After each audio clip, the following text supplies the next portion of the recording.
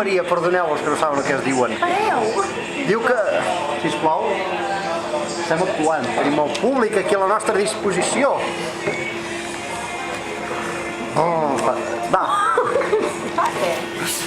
Diu que era un poble que la gent tenia el costum de fer el salt. I de fer-ne el salt a la seva parella en deien... De fer el salt a la seva parella en deien entrebancar-se, val?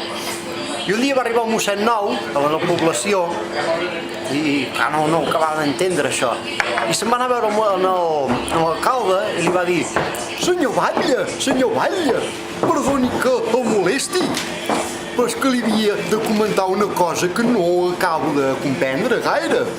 Crec que estem mancats de voreres de qualitat. M'entén, senyor Batlle? És a dir, que hauríem de fer arreglar les voreres. I l'alcalde li va dir: les voreres per què? Perquè la gent s'entrebanca molt. Em venen al confessionari a dir que s'han entrebancat. Jo crec que hauríem de fer arreglar les voreres. I l'alcalde, clar, com que sabia que entrebancar-se volia dir... Doncs es va posar a riure.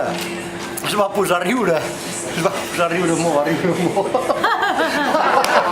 riure molt. I el mossèn li va dir: sí, rigui, però la seva dona aquesta setmana ja s'ha entrebancat 2 cops.